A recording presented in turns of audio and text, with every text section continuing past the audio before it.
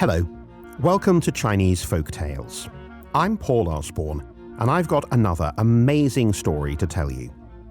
These days, we take it for granted that if we have a headache or a stomach upset, we will go to a drugstore to buy some pills or potions to make us feel much better.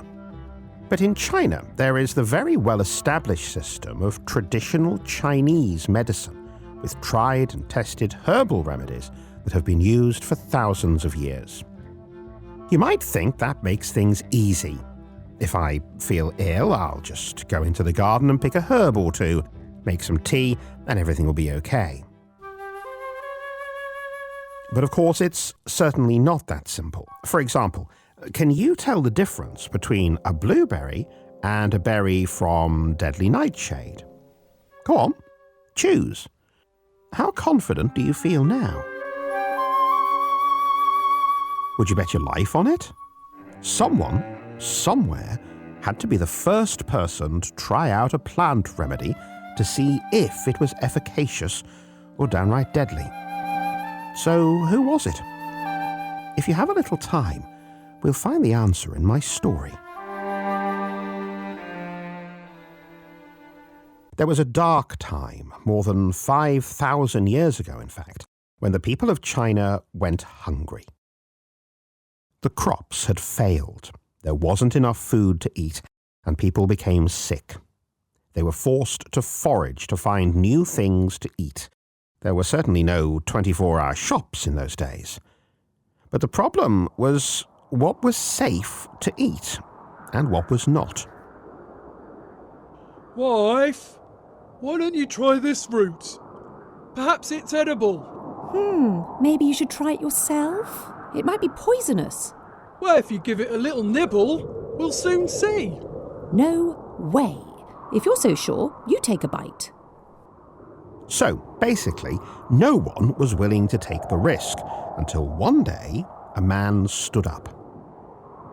This is ridiculous. We're all going to starve unless someone finds something new to eat, and the sick will die without new medicines. Okay, someone, that's to say me, will have to take a risk.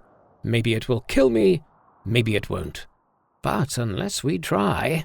This is Shen Nong. Some say that he was a great ruler in ancient China more than 5,000 years ago. According to legend, he was the son of a princess and a heavenly dragon. Well, maybe that made him special, made him able to resist the worst poisons. Or maybe he was an ordinary man who was either very stupid... Oi, I heard that. ...or very, very lucky. Anyhow, Shen Nong soon set about tasting just about every plant he could get his hands on. Okay, so for breakfast I'll eat some heartbreak grass. For brunch, some Chinese lantern. At lunchtime, I'll nibble a little castor oil plant. And for afternoon tea, I'll try some tea. And that's what he did, for days on end. Indeed, it's said that on one day alone, he ate more than 70 different kinds of plants, roots, stems, leaves, and took notes to describe the effects they had on him. Although those near him sometimes had a good idea about those effects. How do you feel, sir? Okay. No. Hang on. Excuse me. I have to go. Ooh, nasty. No, it's okay. Write down that this one makes you feel nauseous. And this one makes you feel very happy. That one there makes you feel like you are flying through the air. That one's okay, but that one is fantastic. And that one, well, that's my afternoon cup of tea. I know what you're thinking. Did he really have a cup of tea? Actually, yes. I invented it. No way. It's true. I had a busy morning tasting plants in the woods. And I definitely had something that wasn't good for me. My mouth was dry, my tongue was numb, so I decided to boil up some water.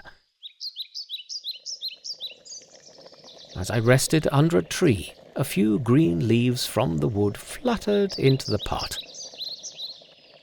They tasted pretty good and made me feel refreshed in mind and body. So I thought, bring it on. Turns out it's very good for you. Settles the stomach, it's an anti-inflammatory, and even makes you smile while you are savouring the flavour. Really? Oh, yes. But you know, I wasn't just a taste tester. I invented a load of other things too. The hoe, the plough, the axe. I taught people to dig wells, to create irrigation systems, and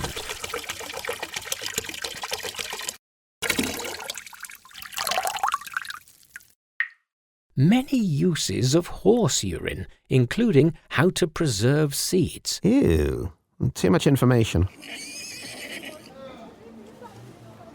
I came up with the idea of farmers' markets, the Chinese calendar.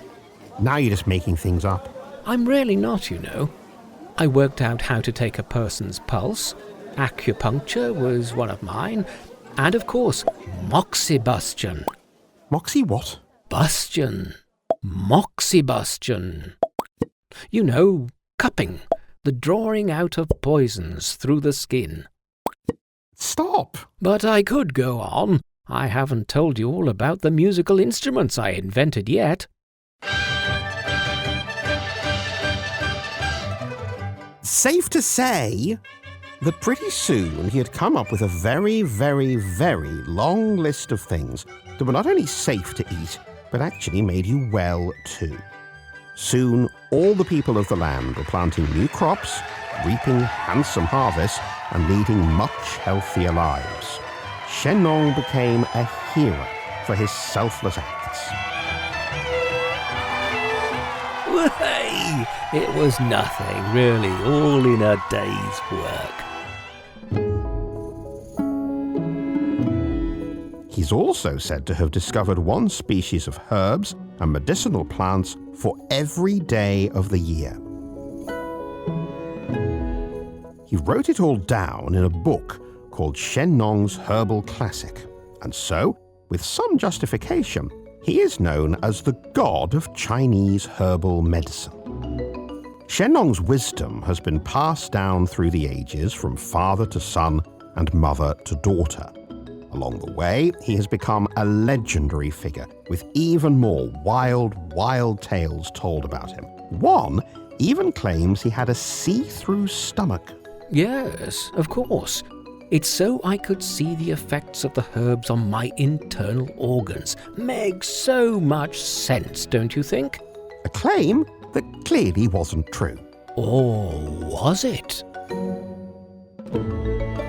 But it doesn't matter really, because even without a window in his tummy, Shen Nong was a pretty amazing fellow anyhow. And we owe him a debt of gratitude for the selfless gift of knowledge that he gave to future generations.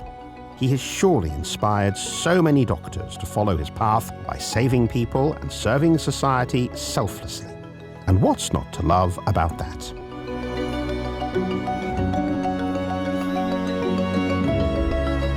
And with that, we conclude this episode of Chinese Folk Tales. Thanks for listening. If you like our stories, do give this podcast a 5-star rating, leave your comment, and share with your friends. To hear more, please subscribe to Chinese Folk Tales on all major podcast platforms. We'll see you next time. Bye for now.